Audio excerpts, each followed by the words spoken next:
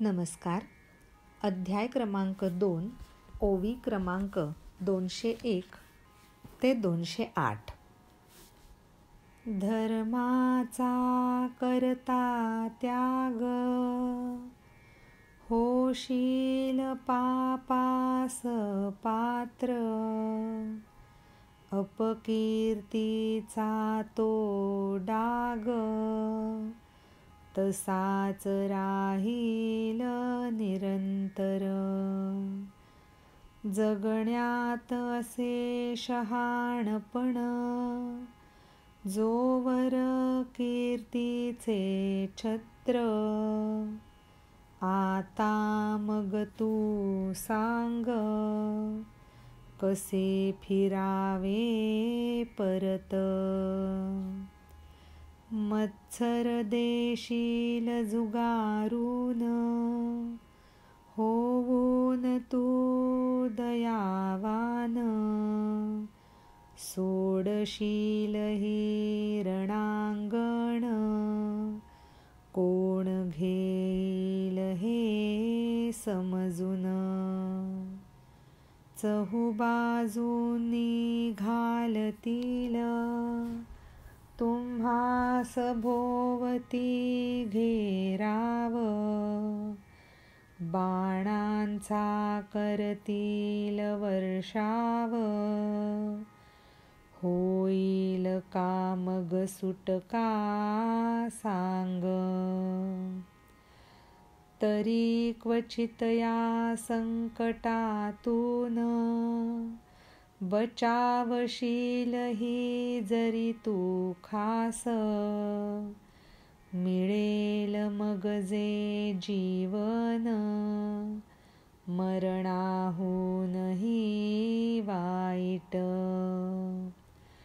मनात करुनी निर्धार, आलास लढण्या हे समर. परी होऊन कृपाशील, घेशील तू रे माघार. कोण मानेल हे सत्य, समोरचे हे वैरी दुष्ट.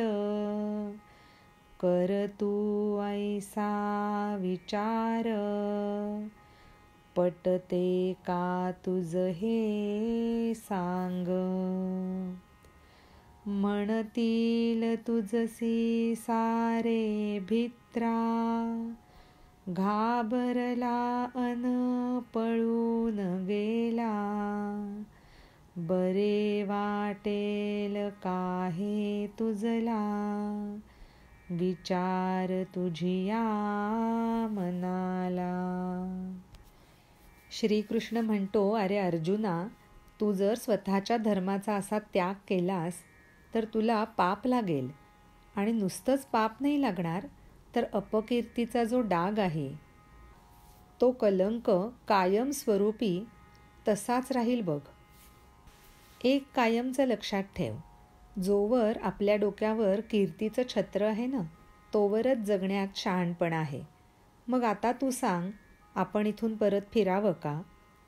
समज तू अगदी मत्सर झुगारून दिलास आणि अगदी दयावान झालास आणि हे रणांगण सोडून गेलास, तरी हे कोणी समजून घेणार आहे का? अरे लोक तुला चारी बाजूनी घेरतील आणि बाणांचा वर्षाव करतील तुझ्यावर, आणि मग का तुझी सुटका होणार आहे?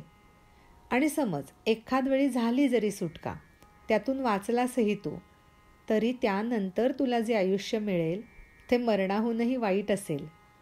तेव्हा तू आता निर्धार कर, जसा आलायस ना युद्ध लढायला, तसंच हे युद्ध लढायला सिद्ध हो. अगदी कृपावंत होऊन तू माघार घेशील. पण हे कोण रे खरं मानेल? समोर हे जे दुष्ट वैरी आहेत ना, तू विचार कर, त्यांना हे पटेल का कधी? अरे सगळे तुला भित्रा म्हणतील घाबरला आणि पळून गेला. मग तुला बरं वाटेल का ते? जरा तूच तुझ्या मनाला विचार. अध्याय क्रमांक 2, ओवी क्रमांक 201 ते 208. धन्यवाद. नमस्कार. अध्याय क्रमांक 2, ओवी क्रमांक 209 ते 219. करोनी अतिप्रयास प्रसंगी प्राणही अर्पून, कीर्ती प्राप्त करण्यास सारे असती उत्सुक.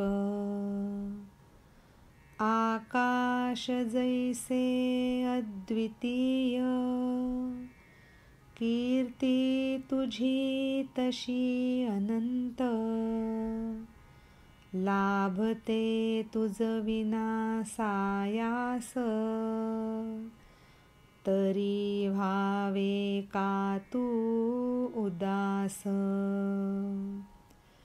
कीर्ती अशी अपार, तुझ्या अंगी उत्तम गुण. तुझ्या समान नाही कोण, त्रिलोकात. देशोदेशीचे भाट, तुझी कीर्ती वाखाणतात. ऐकताच तुझे नाव, दचकती कृतांतादिक.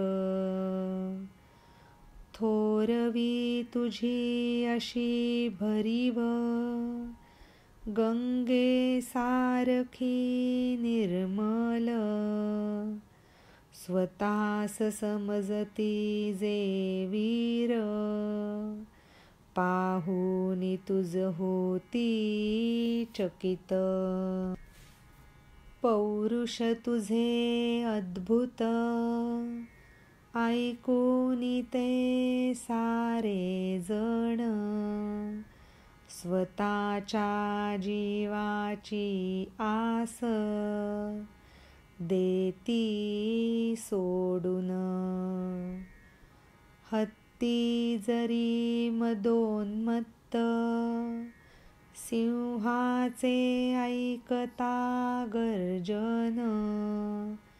वाटे तयास प्रलय काळ, कौरवांस ह्यात साधाक. पर्वतास असे भय वज्राचे, आणि सर्पास गरुडाचे. तैसेच वाटे भय तुझे कौरवांना. युद्ध नहे तू लढशील, गमावशील हे मोठेपण. येईल मग वाट्यास, जगणे मानहीन. जरी म्हणशील जावे पळून, कौरव आणतील तुला धरून. करतील तुझा अपमान, आणि निंदाही अमाप. विदीर्ण होईल तेव्हा हृदय, शौर्य दाखवावे लढून. घ्यावे यांना जिंकून, राज्य करावे पृथ्वीवर. श्रीकृष्ण म्हणतो, अरे अर्जुना, अत्यंत प्रयत्न करून, अगदी वेळ आली तर स्वतःचे प्राण गमवून कीर्ती प्राप्त करण्यासाठी सगळे उत्सुक असतात. आकाश जसं एकमेव अद्वितीय आहे ना, तशीच तुझी कीर्तीही अनंत आहे, जी तुला फार कष्ट न करता अगदी सहज मिळते. आणि तरीसुद्धा तू असं उदास व्हावंस. अरे, अशी अपार कीर्ती आहे आणि तुझ्या अंगी उत्तम गुण आहेत. तुझ्यासारखा या त्रिलोकात कुणीही नाही. देशोदेशीचे भाट आहेत ना, ते तुझ्या कीर्तीचं वर्णन करतात, कौतुक करतात आणि तुझं नाव ऐकताच कृतांतादिक यमादी लोकसुद्धा तुला घाबरून असतात. अशी तुझी भरीव थोरवी असताना नुसतीच भरीव नाही तर ती गंगेसारखी निर्मळ अशी पण आहे. अरे, स्वतःला महावीर समजणारे भले भले लोकसुद्धा तुला पाहून चकित होतात. अरे, असं काही अद्भुत पौरुष तुला लाभलंय की ते ऐकून समोरचा आपल्या जीवाची आससुद्धा सोडून देतो. मदोन्मत्त हत्ती जरी असला ना, तरी सिंहाची गर्जना ऐकल्यानंतर त्याला असं वाटतं की प्रलय काळच जवळ आला म्हणून. तसाच तुझा धाक या कौरवांना आहे. पर्वत जरी कितीही कणखर आणि शक्तिमान म्हणला तरी वज्राला तो घाबरतोच. सर्प जरी कितीही भयानक आणि विषारी असला तरी त्याला गरुडाचं भय हे असतंच. तसंच तुझं भय ह्या कौरवांना आहे. हे युद्ध न लढल्याने तू मोठेपणा तर गमावशीलच, पण वाट्याला तुझ्या मानहानीच येईल. आणि जर म्हणशील पळून जावं, तर हे कौरव तुला थोडीच असे सोडणार आहेत.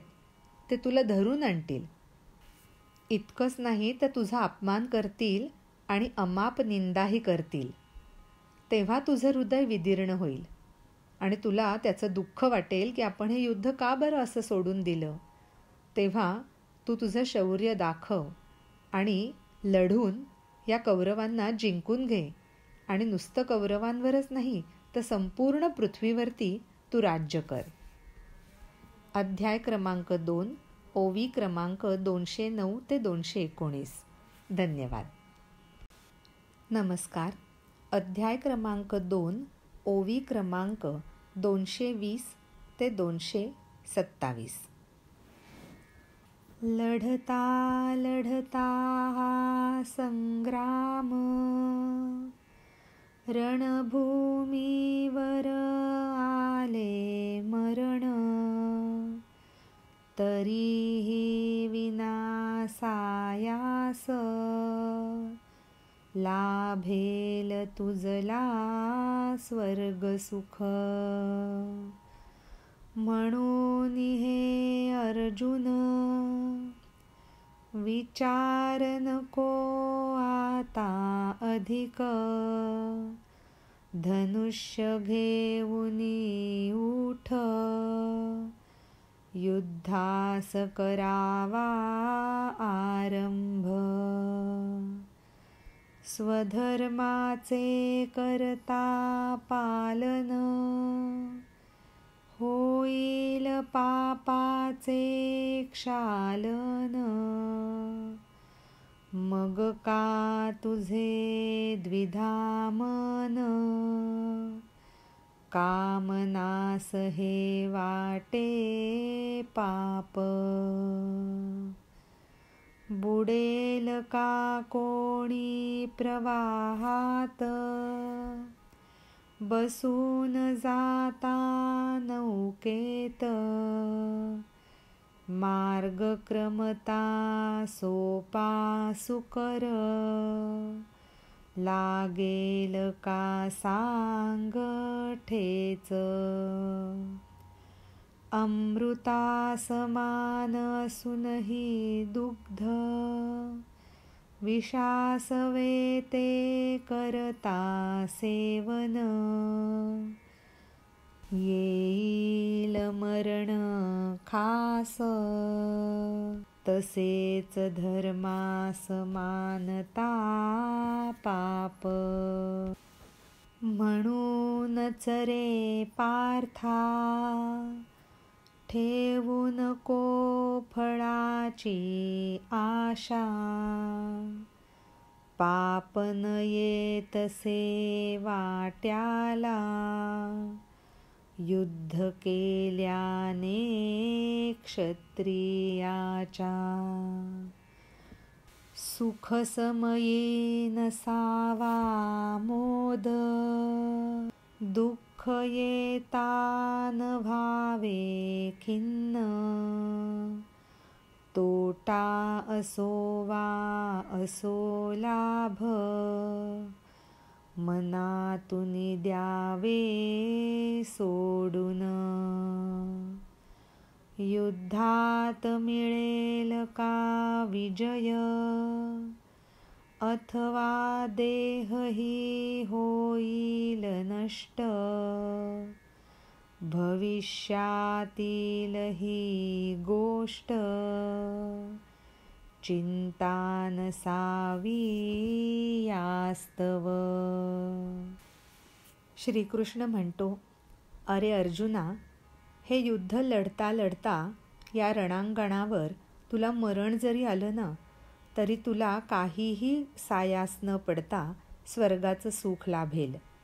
आणि म्हणून आता अधिक विचार करू नकोस. धनुष्य घे आणि उठ आणि युद्धाला सुरुवात कर. अरे स्वधर्माचं जर पालन केलं ना, तर पापाचं क्षालन होतं. मग तुझं असं द्विधा मन का? तुझ्या मनामध्ये युद्ध करणं हे तुला पाप का वाटतंय? तो तर तुझा धर्म आहे. आता मला तू एक सांग, नावेमध्ये बसून जर कोणी प्रवाहामध्ये जात असेल तर कोणी बुडेल का? समोर जर का छान सोपा अगदी मोठा प्रशस्त रस्ता असेल तर कोणाला कधी ठेच लागेल का? अरे अमृतासारखं असून सुद्धा जर दूध आपण विषाबरोबर प्यायलो तर तात्काळ मरण येणारच आहे. तसं धर्माला जर आपण पाप मानलं तर त्याचाही परिणाम तसाच असणार आहे. म्हणूनच पार्था, तू फळाची आशा ठेवू नकोस. काहीही पाप वाट्याला येणार नाहीये. अरे क्षत्रियाचा धर्म हा युद्ध करणंच आहे, तर ते पाप कसं काय होईल? आणि एक लक्षात ठेव, जेव्हा सुखाचे प्रसंग येतील तेव्हा अति आनंदून जाऊ नये. जेव्हा दुःख वाट्याला येईल तेव्हा फार खिन्न आणि उदासही होऊ नये. तोटा असो किंवा फायदा असो, मनातून आपण ते कायम सोडूनच द्यावं. तसं युद्धामध्ये विजय मिळेल का मला मरण येईल, ही तर गोष्ट भविष्यातली आहे. तर मग त्याची चिंता तुला कशाला? अध्याय क्रमांक 2, ओवी क्रमांक 220 ते 227. धन्यवाद. नमस्कार. अध्याय क्रमांक 2, ओवी क्रमांक 228 ते 233. स्वधर्म आपुला उचित, करावे त्याचे आचरण. जरी आला काही प्रसंग, सामोरे जावे त्यास. एकरूप करावे चित्त, मग कुठले पाप विचार. आणि होऊनी निश्चिंत, करावे खुशाल युद्ध. सांख्यांचा हा ज्ञानमार्ग, थोडक्यात केला कथन. निष्कामाचा कर्ममार्ग, सांगतो ऐक. कर्मयोग हा रे अर्जुन, निष्काम कर्माचे ज्यात कथन. करिता तयास साध्य, कर्मबंधाचे ना बंधन. वज्राचे घालता चिलखत, शस्त्रांचा जरी होई वर्षाव. देहासन होता इजावा व्रण, सहजीच मिळतो विजय. पूर्वकर्माचे सारे कर्म, मोक्षासाठी ते संचित, इहलोकीच्या भोगांचा नाश, होत नाही तो कधीच. श्रीकृष्ण म्हणतो, अरे अर्जुना, आपला स्वतःचा जो धर्म आहे ना, तो योग्य पद्धतीने आचरणात आणावा. आणि ते करताना जरी कुठलाही प्रसंग समोर उभा ठाकला तरी त्याला सामोरं जावं. आपलं चित्त आता तू एकरूप कर, म्हणजे मनामध्ये कुठलाही पापाचा विचार येणार नाही आणि निश्चिंतपणे खुशाल युद्ध कर. आता सांख्यांचा हा ज्ञानमार्ग मी तुला थोडक्यात सांगितला. आता मी तुला निष्कामाचा कर्ममार्ग सांगतो, तो ऐक. कर्मयोग हा जो आहे ना, त्याच्यामध्ये निष्काम कर्माचं कथन केलं आहे. आणि त्यात सांगितलेलं निष्काम कर्म जर आपल्याला साध्य झालं ना, तर मग कर्मबंधाचं कुठलंही बंधनच राहत नाही. आता हे उदाहरण बघ. लोखंडाचं चिलखत घातलं आणि युद्ध केलं तर कितीही जरी शस्त्रांचा वर्षाव झाला ना, तरी आपल्या शरीराला इजा किंवा व्रण होत नाही आणि सहज विजय मिळतो. तसंच हे आहे. निष्काम कर्म जर करत राहिलो आपण, तर कुठल्याही कर्माचं आपल्याला बंधन राहत नाही. आणि पूर्वानुक्रमे आपण जी जी कर्म करत आलेलो आहोत, ती सर्व कर्म म्हणजे मोक्षासाठी असलेलं संचित असतं. आणि त्यामुळे इहलोकीच्या भोगांचा नाश कधीच होत नाही. अध्याय क्रमांक 2, ओवी क्रमांक 228 ते 233. धन्यवाद. नमस्कार. अध्याय क्रमांक 2, ओवी क्रमांक 234 ते 239. घेऊनी कर्माचा आधार, करीत रहावे वर्तन, कर्मफळाचे नसावे चिंतन, पिशाच भय नसते मांत्रिकास, ऐसे होऊनी अनासक्त, निष्काम बुद्धीचा अंगीकार, हा सारा देह प्रपंच, बाधान आणि कशातच, निष्काम ऐसा कर्मयोग, जेथे पापवा नसे पुण्य, बुद्धी ही सूक्ष्म न निश्चल,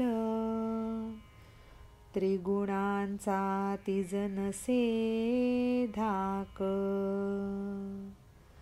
कर्मयोग्याची ही बुद्धी, हृदयात आली काही अंशी, अर्जुना रे ही पुण्याई, संसार भय मग तुझला नाही, सद्बुद्धी ही अशी महान, तिला न समजावे लहान, इवलीशी जरी दीप ज्योत, प्रकाश देतसे तेजोमय, ऐक अर्जुना सांगतो काय, जे जे म्हणूनी विचारवंत, इच्छितात या बुद्धीस, सृष्टीत असेही दुर्लभ. पुढे जाऊन श्रीकृष्ण अर्जुनाला म्हणतो, अरे अर्जुना, कर्माचा आधार घ्यावा आणि त्याप्रमाणे आपलं आचरण चालू ठेवावं. पण मनामध्ये कर्माचं जे फळ आहे त्याचा विचारसुद्धा आणू नये. मांत्रिकाला कधी पिशाच्याचं भय असतं का? तसंच आपणही अनासक्त व्हावं आणि निष्काम बुद्धीचा अंगीकार करावा. मग हा सारा देह असो वा प्रपंच, त्याची कशालाच बाधा येत नाही. असा हा निष्काम कर्मयोग, जिथे पापही नसतं आणि पुण्यही नसतं. अरे बुद्धी ही सूक्ष्म आणि निश्चल अशी आहे आणि तिला त्रिगुणांची कधीच भीती वाटत नाही. तशीच कर्मयोगाची ही जी बुद्धी असते ती हृदयात थोडी जरी आली ना, तरी मग अरे अर्जुना, ह्या संसाराचं तुला मुळीसुद्धा भय राहणार नाही. तर अशी ही सद्बुद्धी, ती अत्यंत महान आहे. तिला अजिबात लहान समजू नकोस. अरे इवलीशी दिव्याची जरी ज्योत असेल ना, तरी ती अत्यंत तेजोमय असा प्रकाश देते. तसंच हे आहे. तेव्हा मी अर्जुना तुला असं सांगतो की जे जे म्हणून विचारवंत आहेत ते ह्या बुद्धीची इच्छा करतात आणि ही बुद्धी ही सृष्टीत अत्यंत दुर्लभ अशी आहे. अध्याय क्रमांक 2, ओवी क्रमांक 234 ते 239. धन्यवाद.